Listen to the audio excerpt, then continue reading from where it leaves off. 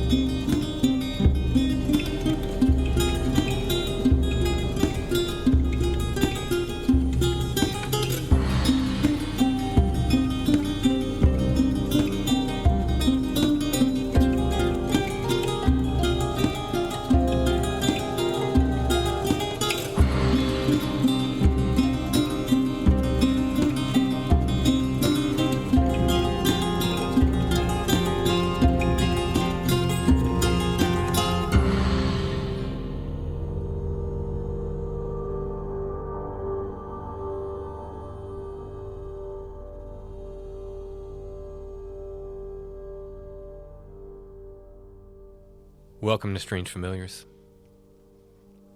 Alison's here, everybody. Woo! Better this time. What is? Better than...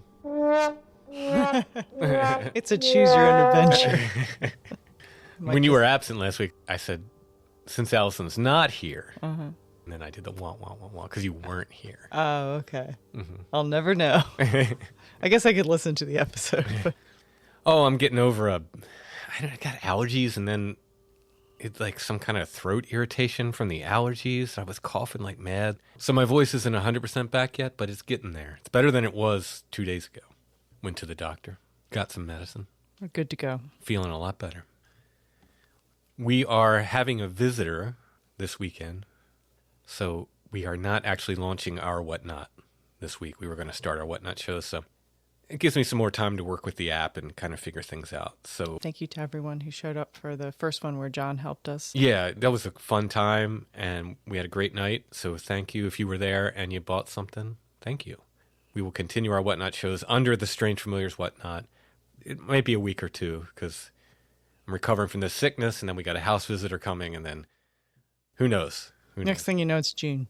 I'll try to get it rolling as soon as possible. But we will be doing our own Whatnot shows. I think the first one we'll start with, since we did kind of a Strange Familiar show with John, we'll do an ephemera show. So photos, various ephemera, things we have. Victorian trade cards and things like that. Next time we do it, I'm going to prepare and get more of a backdrop so people don't have to see our gross kitchen. Yeah. I mean, we... we hid the refrigerator. It was clean. It wasn't, Ish enough. Yeah. Yeah. But yeah, there's a better, we could do it in here. We just need to set up a space to do it. I wasn't thinking, I thought, when John does it, he basically has the camera facing down. Yeah, so there's only... But I guess because it was about me, he put the camera on me, live drawing and stuff. So I didn't realize that, or else I would have come in here and do it. But yeah. I thought, anyway. Next time. We don't have a cool, fancy film studio like Monster Fuzz does. I know. I'm very jealous of that. Have you seen? They look great. I know. Their videos look great. They look professional. Shout out to Monster Fuzz. You guys are fantastic. I love Monster Fuzz. Yeah. And they're hilarious. They're great. If anybody deserves to be famous for their... I invested in them early, banking on them becoming way more popular than us, and them sort of owing me. When they're more popular. When they start writing for major movies and stuff. Whatever it is, wherever life takes them, whatever... They just have to remember us. They just remember me for investing in Monster Fuzz early. Not literally investing. We don't have that. Well, no, I joined their Patreon. Wow. Yeah. Does that count? Does everybody that joins? No, but it counts because I did it. Oh, okay. Because a fellow podcaster. Oh, okay. Tim from Strange. I love Monster Fuzz. I love both those guys. Rob and Eamon, shout out to you. Shout out to Monster Fuzz. And their professional studio. They look great. Their studio looks great. It was a great movie. I think the video looks great that they're doing. They have a YouTube channel now. You can follow them on YouTube. You can actually see them do their podcast, which will never happen for us. Faces made for radio. Yeah, we do have faces made for radio. Yeah. But we have faces made for 35 years ago. Is what I think. Maybe not even just radio, just maybe 35 years ago. Every time I listen to Monster Fuzz, and I, my schedule doesn't allow me to listen to a lot of podcasts. But when I turn one on, I do reach for them pretty much more than almost any other podcast. They're really the only ones that sort of they seriously love all the stuff, but they do it in the funniest way. Yeah. Which is like, if you can take the piss of something that you really love, like, Yeah. because you're also like kind of taking the piss of yourself too, right? Like they're self-deprecating. And lovely guys. I cannot wait to meet them. I will go to Ireland someday. And So you're going to be like a podcaster that goes to Ireland. Maybe I will not come back. Maybe I think this has already been a Netflix series. Yeah. We just finished that. Yeah, it was all right. I read some reviews from Ireland where they said some of the reviews from Ireland are like, this is just Irish cliche stuff, you know. I could see that, yeah. So I don't know how the people from Ireland feel about it, but I kind of liked it. I thought it was a good series. I thought there were, like, as you said, there were notes of, this is what it's called, Bodkin, right, on Netflix. It's about a podcaster. It's a true crime podcaster, and they go looking at this old story about a Samhain disappearance. I mean, it's not unlike something that you would do. Yeah, totally. And you early on, you were like, this kind of feels Wicker Man-ish. And it did have, like, without being, like, there's that whole genre of film that are, like, sort of self-consciously faux horror, more modern films, some of which I really like. I mean, that's not a criticism. But they're very self-consciously faux horror. They're very, like, trying to be, like, super faux horror. Without sort of going that route, it does have these notes of Wicker Man throughout that I thought were really effective. And like I said, without beating you over the head with like faux horror, it was just like... Well, it did like the way in which the sort of the outsider versus insider, you know, like this outsider... Right, yeah.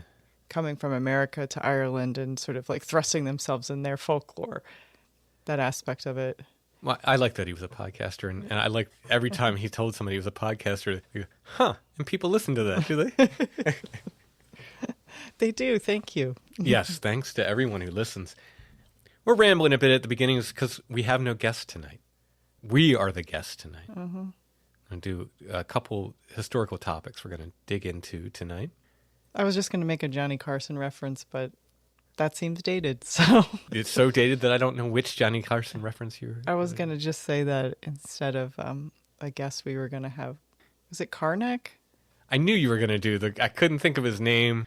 That's one of your go-to references for Carson. Yeah. You often say, was it in a mayonnaise jar? He would always talk about how the answers to the questions were sealed in a mayonnaise jar and on Funkin' Wagnall's porch or something like that. I think that's what, yeah. The last time I really definitively remember watching Johnny Carson was like one of the last seasons before Conan took over, and I think it was probably when Morrissey appeared in like 91 or 92, like one of the last times I watched Johnny Carson.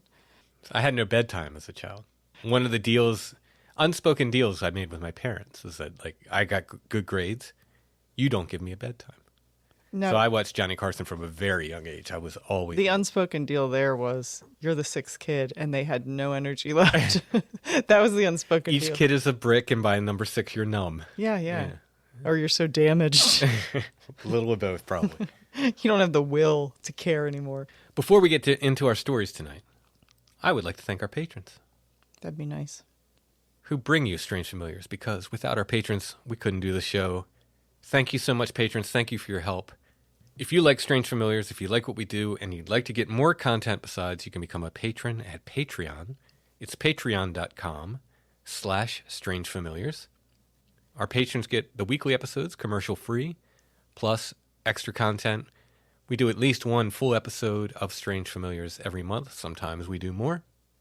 Once again, to check out all the options, you can go to patreon.com/strangefamiliars. There's also an option on Apple Podcast. It's called Patron of the Strange. And if you join there, you also get the weekly commercial-free episodes as well as the extra content monthly. Thanks again to all of our patrons, no matter where they're supporting us. It means the world.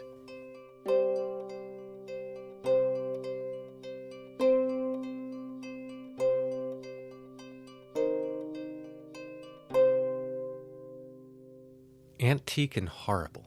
Are you calling me names? Sometimes called ancient and horrible. That sounds like an H.P. Lovecraft story, right? The ancient and horrible. That does sound... very Lovecraftian. Very eldritch. And perhaps appropriately, it comes from New England, as Lovecraft did. I feel like we should get we should have gotten Zoe on to talk about this because she is everything. She A, probably already knows about it, Yeah. and B, would have been great. Yeah. Why do we think of this now? Yeah, this is too late. We're recording now. Zoe, you should have come on for this. In an alternate dimension, we actually asked you on to talk about this. And you were great. Yeah, she was great. She did amazing research. Mm-hmm. That was nice of her. Yeah. Thank you, alternate dimension Zoe, for really, really pulling one out for our Antique and Horrible Artillery show. We're referencing our previous guest, Zoe, who does the preppy witch primer and is the master of all things New England, waspy, and witchy. Wonderful human being, too. Yeah, she would have been great for this. So, yeah. But in her absence, we'll just dedicate this to her. So sometimes it's called the Antique and Horrible Artillery. That was the original name. Now sometimes they call it the Ancient and Horrible. It was such a strange name. You know, besides being like at first going, what was that? We were at a photo show, and a guy's like, I forget what I was looking at. You're looking for photos with people with masks, I think, or something like that. Looking at something, he's like, oh, you might like this. Mm-hmm. He had our mark. Oh, yeah. He saw us He coming. saw us come and he was like, oh, this, I can finally unload this picture. They're going to love it. They're going to buy this. And he pulls out this photo from the 1880s. So it's sort of a large format cabinet card. And he's like, you ever hear of the Ancient and Horrible Parade? And I was like, sold. Yeah, how much do you want for this? It's just like, sold. And he gave us a good deal, too. Yeah, I he think gave us like half off of what he normally would have charged. I thought it was a pretty good deal. So this picture shows, well, let me grab the photograph. The photograph shows obviously a parade, and it's masked people vaguely in military costumes, like a mishmash of military costumes. It just looked really cool. Oh, yeah, it's like, and it's everything sort of left over from sort of almost leftover colonial looking things. With a lot of masks, they remind me of like locally of people dressed up like either for Halloween or Belschnickel. Mm-hmm. Yeah. Well, that's the thing, right? So when I saw that, I'm like, oh, this is a mumming tradition. I thought we stumbled onto a new to us mumming tradition. And it is. In some sense, we did. It was a tradition just started in the 1800s. And we talked about mumming on Strange Familiars years ago in relation to Belschnickeling. Yeah, and I mean, is that where the mummers from Philadelphia come from? That sort of... I have my note here in the outline. It says probably most familiar to Americans, especially Pennsylvanians, with the mummers of Philadelphia, yes. They've been putting on mummers parades since the 1700s, although the current, like, official mummers parade is just over 100 years old. And it's usually, is that the one that they do for New Year's Day? I think it is. It's sometime around that. They have banjos? They have all kinds of stuff. There's different groups of mummers. Oh, okay. So the Philadelphia Mummers Parade is considered one of the oldest folk traditions in America because it actually does reach back to the 1700s. It's just like the official Mummers Parade is a little newer than that. But they've been having Mummers Parades, not that particular one, since the 1700s. But mumming as a practice predates America by centuries. It is named for Momus, not Comus, Momus, who in Greek mythology was the god of satire and mockery. Oh, well, that makes sense then, doesn't it? And sometimes you will see Momus portrayed in Europe on like playing cards and sometimes tarot cards. It'll say Momus under the jester. So he's like sort of the fool and the jester. Mumming events could take the form of mummers' plays. So it'd be a play and that would often lead into a procession. Lots of parades. Sometimes it could be less formal, like dressing up for Halloween. You're actually mumming when you... Oh, and so when you say mum's the word, does that have anything to do with it? No clue. Didn't look that up. Not part of my research. The answer to that will never be known. I'm going to look it up as you speak. Dressing up for Halloween, Belschnickeling is a form of mumming. Mardi Gras. Was it any kind of sort of costumed revelry? Costumed, traveling house to house, kind of thing, like parading. All mumming consists of some form of costume and or masking. Mum's the word. Well, I was right. Mum is a Middle English word meaning silent and may be derived from the mummer who acts without speaking. Ah, there you go. Mum's the word. Alison? And it's similar to the English word mime, which makes sense. Oh, yeah, very similar. Alison? Yes. Mum's the word does come from mum. Damn, is there anything you don't know? So what was the Antique and Horrible Artillery? Do you know? Have you been to the bins, the Goodwill bins? As with so many great folk traditions, it began as a parody. There's a group known as the Ancient and Honorable Artillery Company of Massachusetts. This is the oldest chartered military organization in America, the third oldest in the world. It was established in 1638. Kind of a military school. More often, it's just kind of like a club, a military club kind of thing. They often march in parades to this day, but very much so back then. So the Antique and Horrible Artillery was a parody of the Ancient and Honorable Artillery. As one newspaper put it, and I love this quote, "What better subject for parody than overdressed rich boys playing soldier?" Oh, that's fantastic. Yeah, great quote, right? Yeah. So the first documented Antique and Horrible Artillery Parade happened in Lowell, Massachusetts in 1851. The July 4th parade found the Antique and Horrible Artillery out in force. This is from the Adams Sentinel, Gettysburg, Pennsylvania, July 14th, 1851, and it's about that first Antique and Horrible Artillery. Old and new fashions, 500 bloomers in procession. At Lowell, Massachusetts, one or two decidedly new features were introduced in the celebration of the 4th of July. The whole town seems to have participated in the festival, with an evident determination to make it as vivacious as it is ordinarily noisy and dull. Besides the military and civic displays, there was a parade of a company called the Antique and Horrible Artillery, whose fun consisted in wearing all the quaint and old-fashioned garments that could be raked and scraped together in the country. Hats of enormous size, and dickies of prodigious height and stiffness, alternated with knee breeches and hooped petticoats. The captain wore a coat which on the 17th of June 1775 covered Bancroft of Pepperell, a Bunker Hill soldier. One of the soldiers wore a richly embroidered vest, which was once the property of General Sullivan. Ancient vehicles were put in use, as well as ancient costumes, and dilapidated chaises and carryalls were filled with the most venerable couples. But in contrast with the older dresses, came some 500 young ladies from the factories dressed in the new style which has taken the name of its projector, Mrs. Bloomer. Their appearance was generally admired, and in the course of the day they presented a beautiful banner to one of the fire companies. The person who presented the banner in her address made an allusion to the new costume. Accept this from those whose duties to themselves and to others demand a change from an injurious to a healthful costume, and as brave and gallant firemen you cannot be other than the friends of women in a good cause. To which the gallant fireman who replied, adverted as follows: "Ladies, once more let me return to you our honest and heartfelt thanks for this beautiful token of our conduct as firemen. May the same spirit which has led you to adopt one of the prettiest costumes which you ever wore guide you through your life, and the manly and hard-handed firemen of the country will bid you Godspeed." At the dinner in the evening, this toast was given by a Mr. Sherman. The Lowell factory operatives in bloomer costume. Was Solomon in all his glory arrayed like one of them? For though they dress like the editor of the Lally, yet they are not lilies, since they both toil and spin. The factory girls are at least in earnest in regard to their dress reform. In regard to some private celebrations at Boston, the transcript says, "A party came off at the office of the Olive Branch, and there were present between 40 and 50 persons, ladies and gentlemen. The ladies were all dressed in the bloomer costume, except the wives of the editor, ex-Governor Dunlap of Maine, Reverend S. Lowell, and one other. The dresses of the ladies were all made of elegant silk or satin, and to suit the taste of the wearers."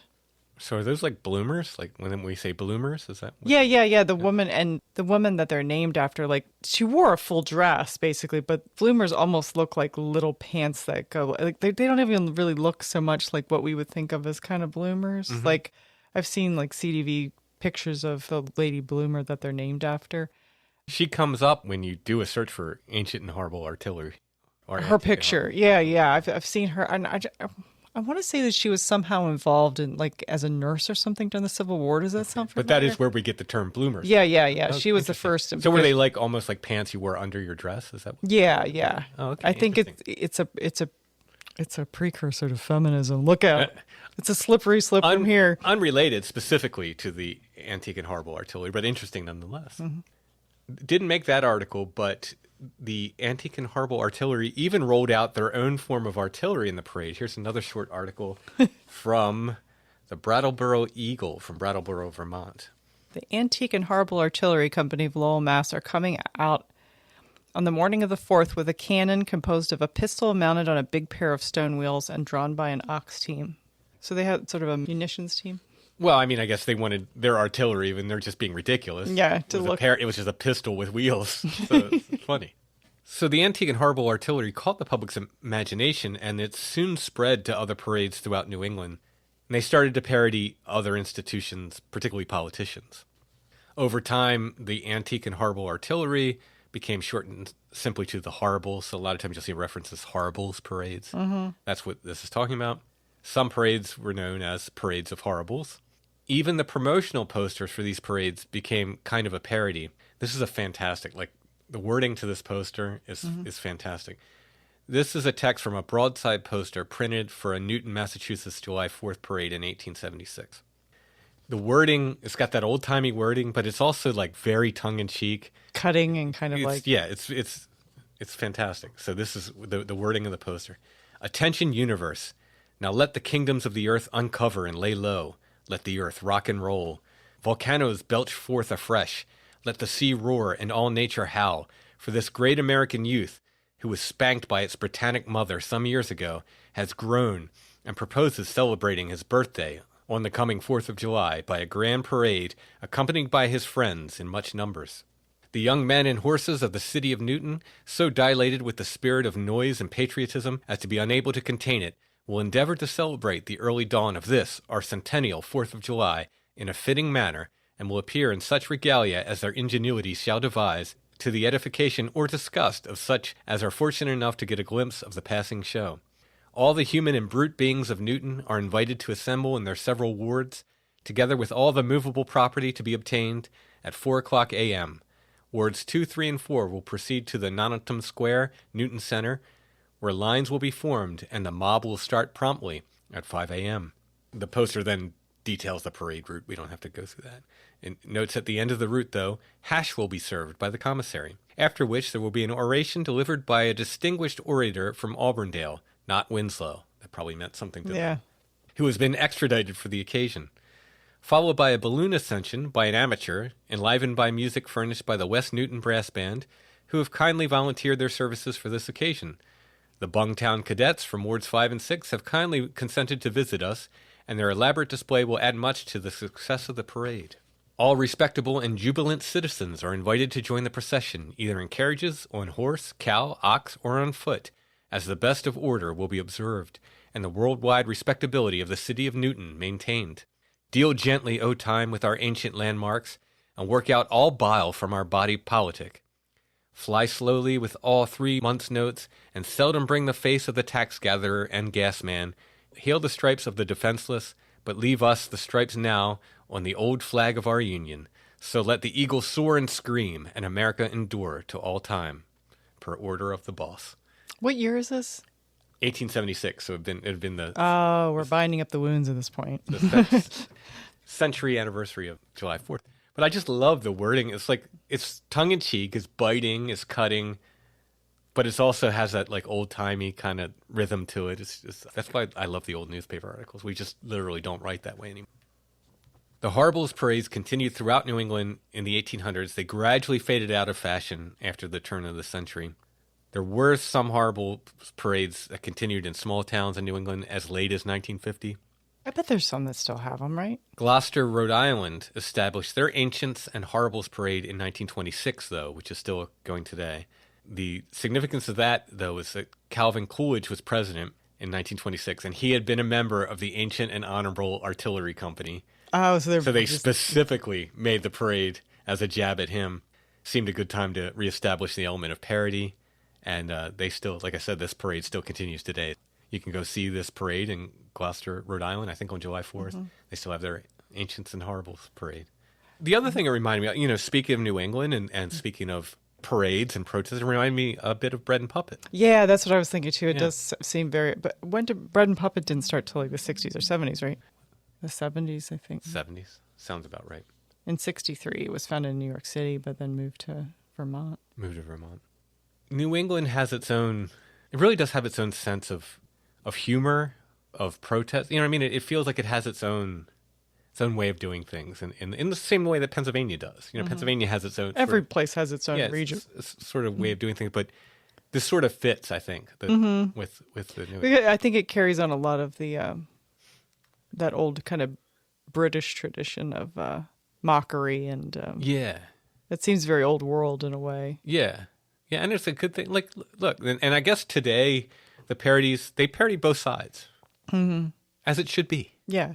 This isn't a political statement. This is just saying, like, it's all open for parody. Like, there's no harm in it. Like, it's a good, healthy way of commenting or criticizing. Mm-hmm. It's not mean-spirited. Not usually. Yeah, No, I think it like, can, especially modern times. Yeah, it but can this be. seems very lighthearted. No, just this kind is of very like, much like, yeah, just as the quote said, what better subject for parody than overdressed rich boys playing soldier? Mm-hmm. It's perfect. So that's the Antiques and Horribles parade. And that was my part.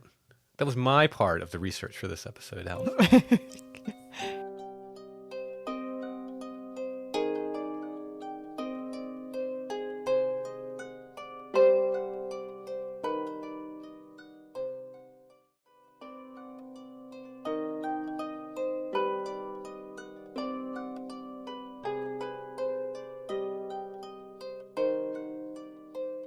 Can you hand me the photo for our next little story? Indeed, if I can find it. I thought I brought it. Yeah, it's right there. It's in the bag. Oh, it's in the bag. Tim called me over to the computer, and he's like, "Oh, look at this beautiful woman." And it's a photograph that had once appeared in a newspaper. And the photograph is of an old painting of a woman from the Victorian era. Oh, is that a painting? I thought it was like a photo of an old cabinet part or something. No, I think it's a painting of her. Oh, can I see it again? Yeah. Oh, that's a painting. It's gorgeous. I think it is a painting. I want that. So he calls me over and he says, "Does this interest you?" And it gives like a little summary of the article that originally appeared with it. And it talks about a woman who died in her crumbling treasure house. And I was like, you had me at crumbling treasure house. And also with the quote, she was known as a purchaser of antiques. And I love that juxtaposed with crumbling treasure house, because there's sort of a tipping point where you go from a purchaser of antiques to a crumbling treasure house. And I feel like I'm constantly teetering back and forth. If it falls one way, it goes into hoarder. Yeah. And I really just feel like hoarding is in large part a judgment call. I mean, a sociological judgment call. And that so often, if you're poor and you hoard things, you're a mussy, gross person. But if you're rich and you hoard things, you're an eccentric. I can see that. And sometimes it's because you just you have so much money, you don't even know what to spend it on. I think if there are unknown dead cats Unknown animals that have, and living possums or raccoons in your house that you don't know about, regardless of the regardless of, you might be a hoarder. Yeah. Like, that might be the tipping point, no matter whether you're rich, poor, or otherwise. So Grey Gardens is the tipping point between. I don't think we're so much hoarders as just super eccentric, right? I mean, they didn't have a house full of Well, I mean, they had raccoons coming out of the walls. Yeah, they had raccoons coming out of the walls. And did you see the pictures of the old pictures of the kitchen where they had to shovel it to get it clean? Yeah, but was that was from not clean? It wasn't because they had tons of stuff though, right? They just had the same stuff that was always in the mansion. Yeah, they just never did anything with it. Right? Yeah. Or so this story. I'm speaking specifically to episodes of Hoarders where I've seen people open a cabinet and possums come out. Yeah. or several episodes where they lifted up a couch and were like, oh, that's where Mittens went. And there's a mummified cat. On the couch. Yeah. Yes. If you can't find your cat. But you're not going to just have one cat. And True. And there's a plausible deniability where it's it could be anywhere. True. I just haven't seen him in a while. Maybe Mittens just got tired of the mess and left. It could be. So this lady, who started off with modest means, ended up with a 20-plus room mansion, of which she only lived in a few rooms. Did she acquire this fortune just through antiques? No, she acquired it through having a rich second husband. Well, that'll do it. But then she also had a variety of antiques. Well, if you get a rich second husband, and I'm still alive, you're not a widow. Yeah. Oh, she was a widow though. Okay, but I'm just saying. Yeah. I'm living in a hermit hut down by the river. Well, she had 2 houses. This is not about her. This is Okay. about you having a rich second husband. Yeah. I'm living in a hermit hut down by the river. Yeah. I'm just saying, you better take care of me. Oh, like what? Like I Just just like bring you stuff and. Food, meals, you know. So then I have care two pa- husbands. No. Yeah, because then I'm still doing for both of them. I'm not cooking double the amount of meals, and now there's a delivery service involved. You so, could have one of your errand boys send me stuff. So now I have two husbands and errand boys. You have a rich second husband. I guess I'm no longer your husband.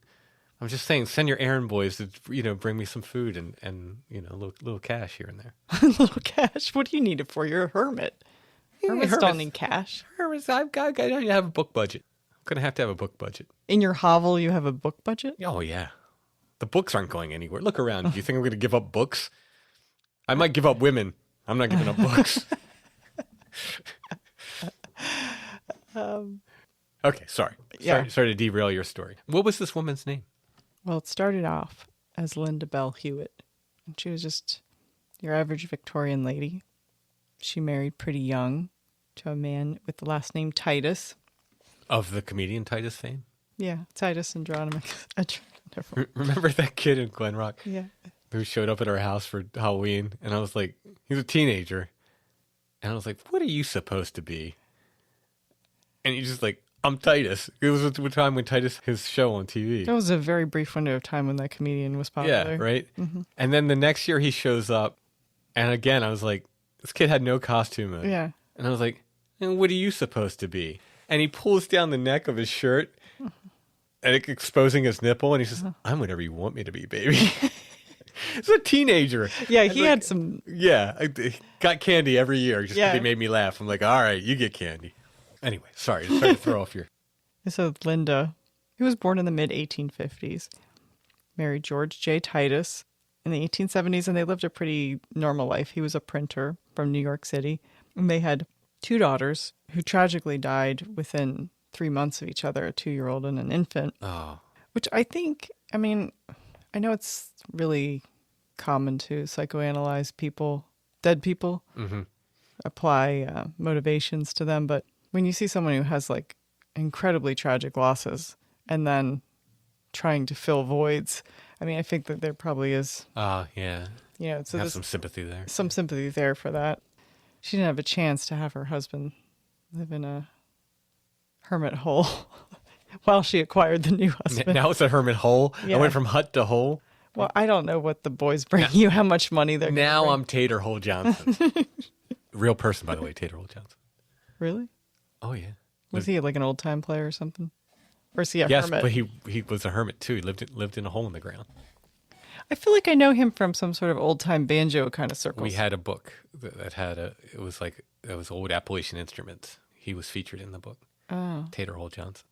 How did he get that? I don't want to know. He lived in a potato hole. The Tater Oh. Hole. Tater Hole Johnson. I guess that's the best way to get that name. Yeah. Someone, by the way, lived near Tater Hole Johnson and brought him up to me, I think maybe on Discord. Mm-hmm. And I was like, oh, yeah, I know who Tater Hole Johnson is. And this is very, like, local to wherever this is, like Kentucky or somewhere. Very, like, local folklore. This person's like, what? I'm like, oh, yeah, totally know Tater Hole Johnson. I have a picture of Tater Hole Johnson. Mm-hmm.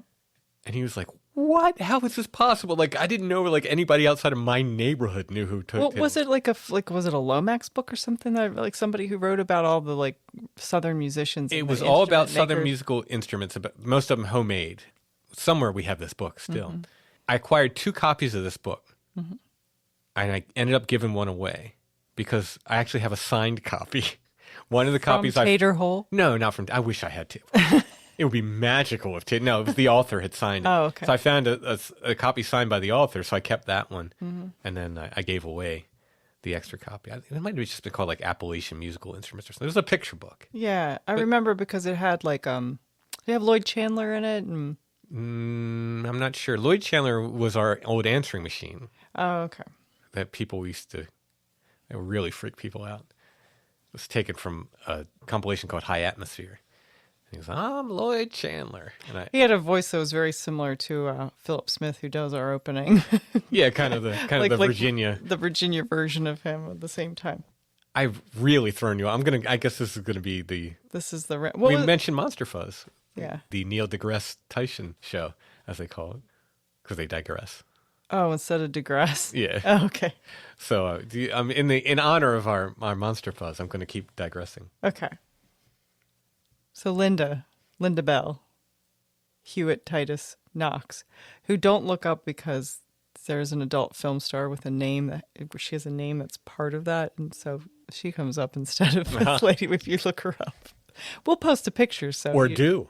I don't know. Yeah. I didn't see what she looked like. I didn't click on those links because I didn't think Linda was doing the things that the other person Probably not. was doing in the description. So I kind of ruled those out right away. Yeah. And went back to the That 18. is the mark of a good researcher. To be able to look at that and say, probably not a porn star. Yeah. Although that is sometimes how you acquire a rich second husband. Indeed. So after the double tragedy, which we have flippantly made light of her children dying. That I did not. I was we started, digressing about other things. Yes, we started ha-ha-haing right after we had casually mentioned her horrible tragedy. Well, I didn't mean it about that. Sorry. Yes, let's give a little respect to Genevieve and Mabel Evangeline, which are fantastic names for her kids. They really are. Right? Yeah. She has her husband lives into seemingly like a happy sort of middle-class life until he dies in 1907. After that, in 1915, she marries a real estate tycoon named Sidney Knox. And this is where the fun begins. Because she starts filling the house with china and checks that she never cashes. And she stuffs diamonds inside false bottoms of trunks and inside old medicine bottles. Wow. And people just accidentally find them when she dies. Wow. She's living in this. Well, she has two houses. And if you're in the Chicago area, you can look these up.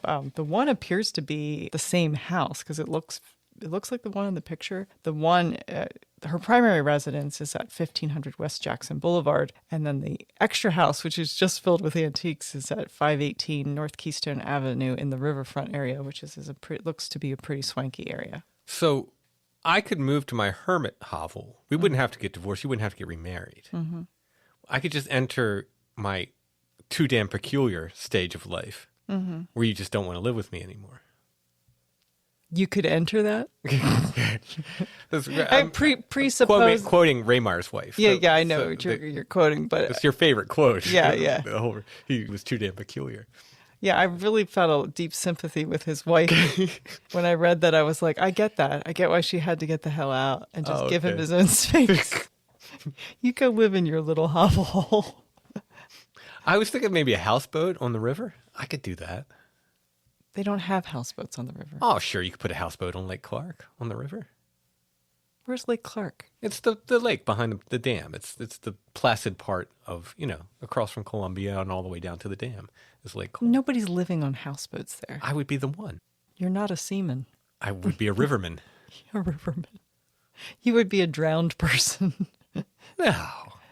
You're not even allowed to do that. How do you know? Because no one does it. Who's going to stop me? Probably any number of people who actually have jurisdiction over that area. They're not going to know. It's just a boat. There's just a boat out there, moored with the other boats at the docking station. Oh, so you're just going to live at the place where people dock their boats? No, I'm going to live wherever I want on the river. Up and down the river, I'll go in my houseboat, stopping it. This trail and that. Mm-hmm. Rowing ashore in my dinghy. Hike for a while. Get back in my dinghy. Mm-hmm. Row back out to my boat. It sounds idyllic. It does. Mm-hmm. I love the river. Wizard of the Riverlands. Mm-hmm. Well, you're going to live on a houseboat. It's an option. I mean, a cabin's an option too, but... Can I braid your hair like Pippi Longstockings? Sure, absolutely. Didn't she live on a houseboat? Yeah, I barely remember. My brother and sister watched that, but I feel like I was too young to really grok much of it. You're older than me. How's this possible? Well, you were probably watching later reruns of it than I was. It was like a big movie. We watched it in school, and the girl had her hair just went. Yeah, she had two braids, right? Yeah, she looked like Wendy. She had red hair, right? Yeah. And did she wear striped stockings? She wore two different kind of stockings. Oh yeah, the movie's from 1969. Huh. We watched it in school over and over again, every year. I know. We did not watch it in school. I remember my brother and sister watching it, but I was like too young. Yeah, she had the thing that's funny about her is she had a little pet monkey and she has red hair and she lives on a houseboat, which is exactly the same MO as one of my favorite sideshow characters from real life, circus moss-haired woman named Miss Uno. She lived Did she have a monkey too? Yeah, she was married to a circus, what they called Monkey Man, who was in charge of the exotic animals. You know who else lived on a boat? Who? Down by the sea. Jenny Artichoke. And SpongeBob. No, he lives under the sea. Oh, I feel like we're really veering off. We're course. really getting off. Jenny Artichoke is a song by the psychedelic band Kaleidoscope UK. Look it up. It's a good song. They're still making music. Are they really? Yeah. Kaleidoscope UK. Yeah, they're even touring. The guy from I follow the Really? guy. Yeah. Wow. He looks fantastic. Actually, I have to say he's really cool looking. I love Kaleidoscope Yeah. UK. Yeah, like they do like that song "Dive Into Yesterday," right? Yes. Yeah. My favorite is Faintly Blowing, that Yeah, album. I love that whole album. Yeah, they've he was even on tour like last year, or the year before. Yeah, he looks fantastic. Speaking of old people, we saw Al Stewart the other week Yep, outside of Philadelphia. because we're hip and cool. The Year of the Cat. I love Al Stewart. I know. He was quite spry. His voice sounds great. For someone who's nearly 80. Don't love his backup band, but they did an admirable job. They leaned in a little bit more to his later period, kind of 70s era stuff that I much prefer the early Al Stewart. But he did a couple of the early songs to start off with. And like I said, his voice sounds great. I mean, he's in his 80s, you said, right? Late 70s, yeah. Late 70s, he looks great.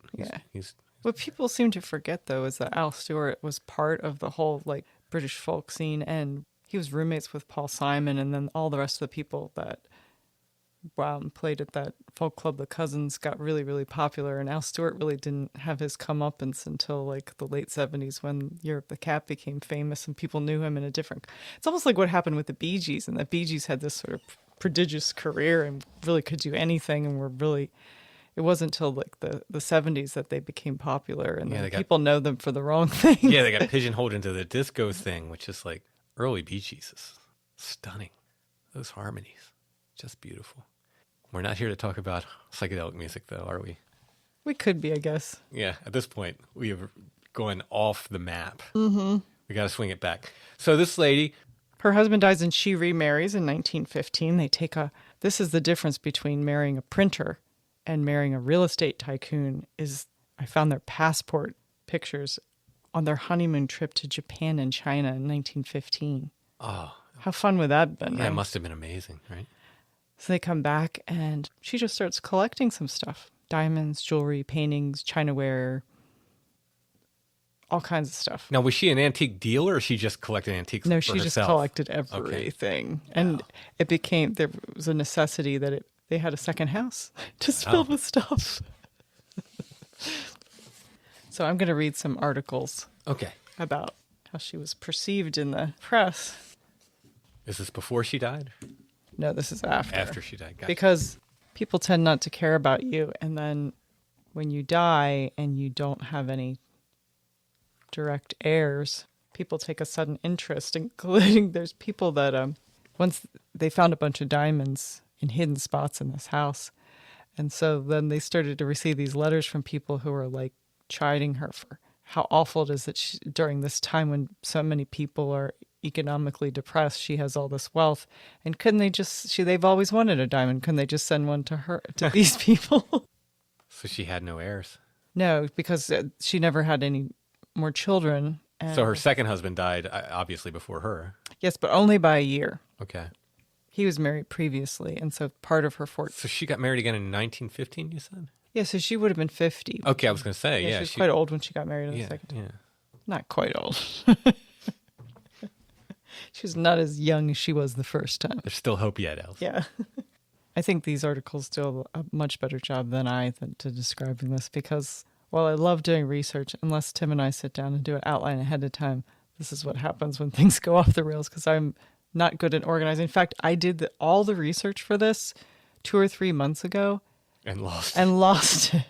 And everyone in the house watched as I frantically went through and looked through So many notebooks. I know I did it and it's all gone. I don't know where. I'll find it tomorrow.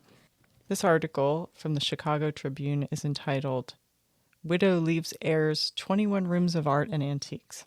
21-room house at 518 North Keystone Avenue, River Forest, uninhabited since 1932, contains more than 1,000 antiques and art objects. Their present value only conjecture. Hold on. When is this article from? When she dies in 1949. 49. Okay. Okay, so she died. Okay, so how old was she when she died? 94. Okay, all right. Yeah. Okay. They form an important part of the estate of Mrs. Linda Belle Titus Knox, 94, who died Wednesday in her home at 1500 Jackson Boulevard. Mrs. Knox and her husband Sidney, Milwaukee realty dealer, purchased the house in 1932 from John Higgins, a retired vice president of Sears Roebuck and Company. They filled it with antiques and art objects they had gathered from the four corners of the globe, but never lived in it. Mr. Knox died in July of 1948 at the age of 93. Children call it haunted. Through the passing years, the house, resembling in many respects a medieval castle with grass and weeds growing unintended over its sprawling lawn, has gained a reputation as a haunted house among River Forest youngsters. Police kept a watchful eye on it through the years, and in more recent months, a watchman has been on guard there. About 2 months after Mr. Knox died, a petition was filed by Mrs. Virginia Mompson, 955 Mason Avenue, Joliet, granddaughter of a cousin of Mrs. Knox, claiming that Mrs. Knox was no longer competent to handle the estate and asking that a conservator be appointed. Without passing on her mental condition, probate judge William F. Waugh held that Mrs. Knox was too infirm to collect rents, attend to repairs, and other duties of handling her extensive realty holdings. Attorney John J. Kelly appealed Judge Waugh's ruling in behalf of Mrs. Knox, but last month Circuit Judge John Prostolsky upheld Judge Waugh. The Chicago Title and Trust, which has been named conservator and then was made receiver after the appeal, became conservator again. One of the purposes of Mrs. Mompson's petition, she said, was to care for and preserve the antiques and art objects in the Riverfront Forest home. Their value has been enhanced considerably since their purchase by Mr. and Mrs. Knox. The closest relatives of Mrs. Knox are two grandnieces, Mrs. Angelina C. Robinson and Mrs. Bessie C.R. Medina, both of whom live in Mexico City. Services will be held at 1 p.m. today in the chapel on Ashland Avenue with burial in Rose Hill Cemetery. So what ends up happening is merely a year before her death, when she's in her 90s, she's living in just like 2 rooms of the one house. The other house is filled with stuff. She changes her will and decides to give all of it to a neighbor of hers who's been taking care of her as her nurse. Mm-hmm. And another man who's also like a local attorney who's stepped in. Those are the 2 people named as the new recipients of her entire estate. Mm-hmm. So very quickly after she dies and that is revealed, her 2 grandnieces start the process of protesting that will and saying that she was under duress when she did that. Mm-hmm. So then we start the process of finding out what these people are like. From what I gathered before, one of the people who was the potential recipient was already quite wealthy. I think he's the one that I read had, when he died, he had something like commissioned like an $85,000 silver service for his house. Mm-hmm. Like, these people are already wealthy. Yeah, that was the attorney or whatever. That Yeah. Was called. Yeah. Not to throw us off topic again, but I knew a guy. I worked with a guy who himself he was like my dad's age, who would literally target elderly people who didn't have any family around, and he would help them out, but his main goal was to basically get in their wills. That was his process. He would find elderly people that were alone, and he would like mow their lawns and stuff. And then they had no one else to give it to. And basically, he'd get in their wills that way. Like he admitted, like he said, that's why he did it. I doubt he's still alive, that guy. Probably not. I won't name him anyway. But we want to. I want to. So people start to go in and analyze this collection. And that's when they start to find things like the diamonds shoved in false bottoms of trunks and in medicine jars and stuff. This is called Specialists Abuzz About Silver Treasure Trove. I think this is where they talk about the silver service. Who was not a Marvel superhero. Yeah. This is actually from 1988. And this is the silver service that was commissioned by Colonel Henry Jewett Ferber, who was the one who was supposed to inherit her entire half Okay. of her entire estate. This article is from 88. Yeah. One of America's great silver manufacturers has uncovered a treasure trove of nearly forgotten Victorian silver, including a $500,000 service that is one of the most important in the country. $500,000 in 1988 silver service. The treasure was uncovered when Gorham Manufacturing Company moved its plant, which had been a landmark in Providence, Rhode Island since 1890. During the move to modern quarters, more than 50 trunks of silver, much of it long hidden from the public eye, in Gorham's vaults was brought to light. Among the treasures are pieces owned by the company's founder, numerous hand-wrought examples of its Art Nouveau Martel ware, and a collection of reproductions of high Victorian works, and such low ones as Mrs. Lincoln's chicken leg coffee service. The reproductions were made in the slack 1930s and 40s when the firm apparently put its artisans to work rather than lay them off. The jewel in the Gorham crown is the lavish table service ordered by Colonel Henry Jewett Ferber for his wife Elvira, whose monogram is engraved on almost every one of the 738 extant pieces. This is the person that was going to who wormed his way in the last minute. So he already had tons of money. All right. Okay. And they filled 30 trunks. Ferber, a quote-unquote self-made man who became president of an insurance company and at the age of 33 had a passion for opulence reflected in every curve and caryatid of the set, last seen in its entirety around 1900 when it was used at a Chicago dinner party to honor Lillian Russell, the actress. Wow. It was sold back to Gorham by Ferber's son in 1949. That would have been, curiously, the same year. Yeah. There's no question that it's one of the two most important Victorian silver services in the country, Christie said, who appraised it during Gorham's move last year. Only Tiffany's famous Mackie service is on the same level. Wow. And so the other woman, I couldn't find any record of her. It says she's a neighbor. She comes up in Chicago, but it doesn't look like she lived really close, but she probably was acting as a nurse to her. And I mean, I don't know if she had entirely, I don't know people's intentions. Right. Yeah. But when the wealthy guy, he probably had enough. You know what I mean? Yeah. Like that. But the nurse, I kind of feel more like you're helping her out. Maybe. Yeah. She did. And her grandnieces lived in Mexico. Yeah. She didn't really have a relationship with them. They seem removed. Yeah. Yeah. Yeah. I don't know, but it does seem a little weird when you're in your 90s, your husband dies, and then all of a sudden your will changes and all of it gets true. Yeah, it's a little. Yeah, I mean, we weren't there. We don't know. Yeah, I get it. But there are numerous articles about people searching through. There's just article after article, and with accompanying photos of people just aghast at what they're looking at, boxes and boxes of rings. And then, where did this stuff end up? Do we know? We do, because it kept going up for auction. Oh, okay. So auctions is where it ended up. So they actually sold tickets to come see the auction preview for $1 a piece, which is 1950. That's not an insignificant sum. No, it would have been Yeah, there were galleries in Market Street in Chicago. It says, don't fail to see this amazing collection before it's sold at auction. Groups of any number of persons from clubs, societies, and schools and other organizations may see this collection before it is sold. I don't know if they ever made a exhibition catalog of it, but there are people salivating in every picture. Here's one. Diamonds weighing more than 1,000 carats were found in an old trunk. It looks just amazing, amazing stuff. It reminds me of we did an episode, I think, once on the Collier House, which is sort of the gold standard of eccentric rich people who just hoard shit. Mm-hmm. And while this seems to be more of just collecting and storing away, more so than the Colliers, while they had didn't they have 30 pianos stuffed inside that house, and they felt it fell on them and they couldn't get out. This seems more just collecting. So the back of this press photo said 94-year-old recluse Miss Linda Belle Titus Knox, Chicago widow, who died in her crumbling treasure house November 9th. But she didn't die in that house, right? She died in her other house. And was she really a recluse?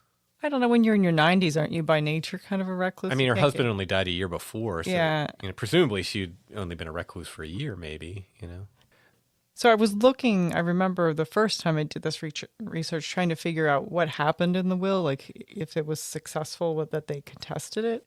And then today I did find It says recluse's will set aside. Grandnieces share the estate, a Chicago woman. So a Superior Court jury last night set aside the will of an elderly recluse who died in 1949 amid the dusty litter of crated antiques and a fortune in diamonds in her huge, dingy old mansion. Under the will of the late Mrs. Linda Belle Knox, the estate went to Mrs. Elfrida Reynolds, a neighbor, and Colonel Henry J. Ferber. Her two grandnieces, Mrs. Angelina Robinson and Mrs. Bessie de Medina, both in Mexico City, were bequeathed $5,000 each. They contested the will, and the presiding judge said the effect of the jury's verdict is to leave the entire estate to the grandnieces.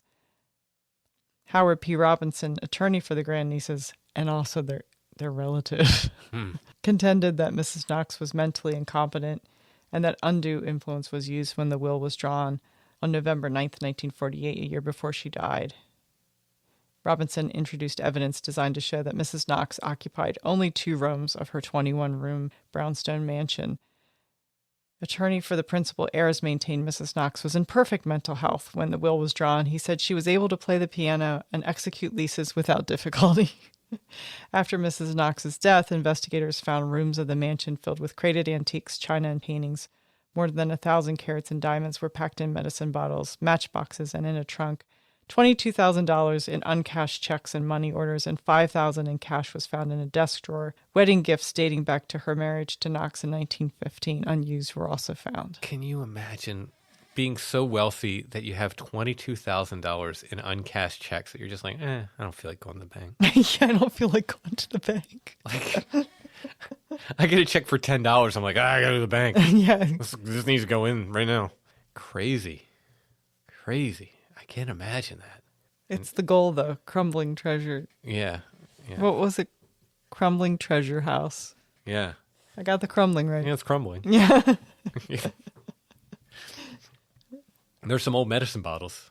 Yeah, we do have that. They're not filled with diamonds. They're not filled with diamonds, but they're filled with, I would say, curious liquids. Yeah. Remnants of original contents. Well, I have to say, she was a looker when she was younger. Yeah, her passport photo from the 1890s, which I think the first time maybe... No, it's from 1915, but she's using a much younger picture in the passport photo. She's stunning. Yeah, very, very good-looking woman.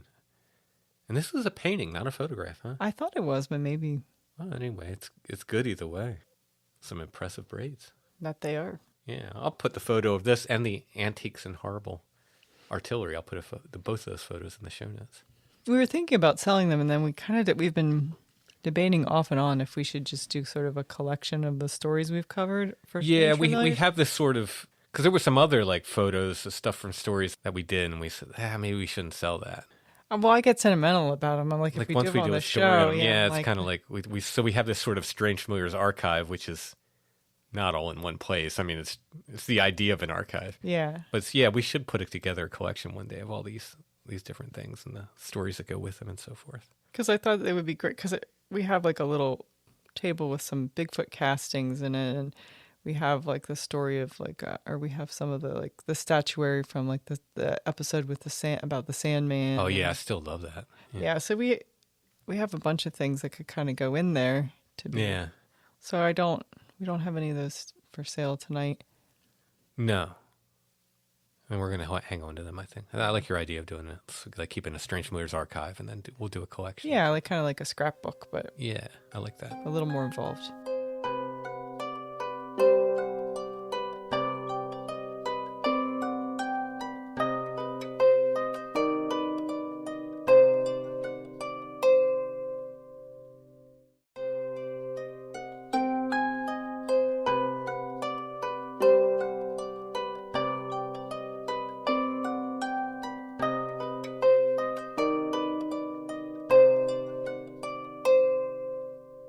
So in lieu of that, for our Curiosity of the Week, we have little 1920s fortune-telling cards that are mounted in little frames. Yes.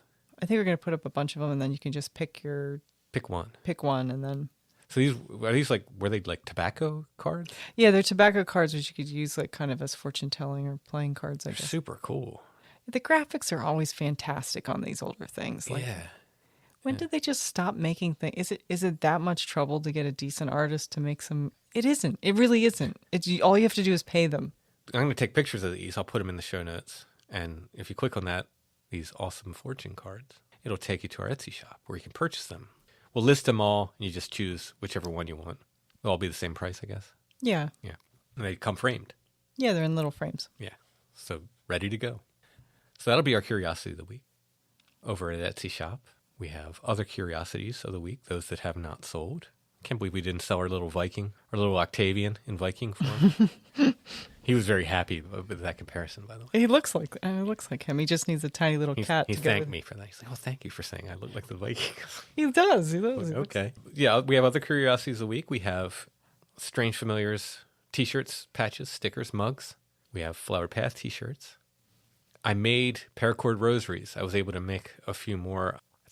I made 3 or 4. There's 2 left. I think I made 4 and there's 2 left. So they go pretty quickly. There are 2 in there, including a one of a kind one. I only had 1 strand of metallic green paracord, so I made it like a copper and green one. So that's sort of a one of a kind one because I don't think I can get any more of that metallic green paracord. And then I'll make some more. I just got some restocks of beads and stuff, so I will make some more of those. Those are in there. We got artwork, prints, and originals. All of my books are there. Go ahead and check it out. Our Etsy shop name is Lost Grave, but if you type in Strange Familiars, you should see our stuff come up. Hopefully by the time everyone hears this, Tim has edited this down to sound coherent. It's going to be a pretty rambly episode. We need a little ramble every once in a while. Yeah, hopefully people... Just put it on the background while you're doing something else. Today I was out with some patrons who came all the way from Washington State. Not to see you. Let's say they did. No, they came to see family in Reading, but they stopped down to see me.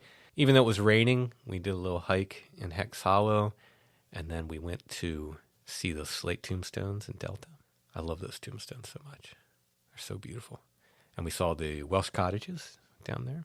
And then we came back up and did a short hike by the falls across from Loch 12, just up to see the pretty little falls there along Mill Creek.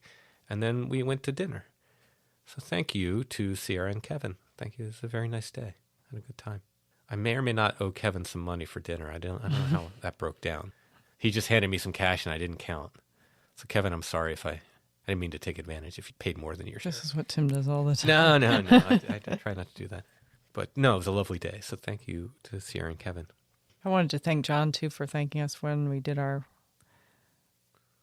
Whatnot. Oh, John ran that Whatnot show. Yeah. There's a huge learning curve that we have yet to learn, and John knows how to do it. And so one of his many skills. And I love John for that, but I tell you, I loved him even more for leaving that half a Snickers bar here. And he texted me and said, "Did I leave a Snickers bar there?" And you're like, "No." I was like, "Let me look." I was like, "Yeah, you did." He's like, "You can have it." Oh, John. So I don't buy myself sweets anymore. I cut out sweets. If there's sweets around, yes, I will partake. But I have been a lot lighter on sweets than I used to be. Like, I just decided to cut a lot of it out. I cut it out for Lent, and I haven't gone full bore back in. Yeah. So that Snickers bar was like, it tasted so good. I haven't had a Snickers bar in a long time. It was very good. Thank you, John. And Gideon quite enjoyed the beef jerky you left as well. I think he hit that pretty hard. So thank you, Riverbend Comics. Yes, Riverbend Comics. Make sure to follow them on Whatnot. They do shows, I think John said like 3 or 4 shows a week. Yeah, if you want any kind of... John knows everything about every kind of comic ever. Yeah, there's not many things I've asked John, like, hey, can you get me blank, that he hasn't turned up in a pretty short time period. This comic here, it's, from 1980, I think, or 82, or something like that. It's just an artist I like. And I had it as a kid, and I liked the story so much, I liked the artist so much. I was like, hey, if you ever turn one of those up, he found me one. You know what I mean? It's like... He probably had it in his house already. Oh, he did. He probably had several copies. There's very few things I've ever asked him for that he hasn't turned up for me, old or new. So, yeah, Riverbend Comics is great. All right, I think that's about all my voice can handle for tonight. Thanks for listening, everybody. We'll be back soon, if I don't lose my voice, with more Strange Familiars.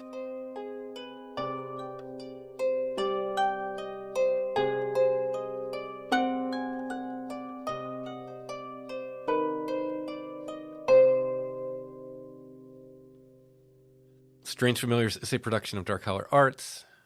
Intro and background music is by Stone Breath. If you want to hear more or purchase music, you can go to stonebreath.bandcamp.com. We're on Facebook, facebook.com/strangefamiliars. We're on Instagram at Strange Familiars, all one word, no underscore. And you can find us 24/7 at strangefamiliars.com, where there is, of course, the merch section, strangefamiliars.com/merch. And that's where you go for Strange Familiars merch. That's the only place to get legitimate Strange Familiars merch.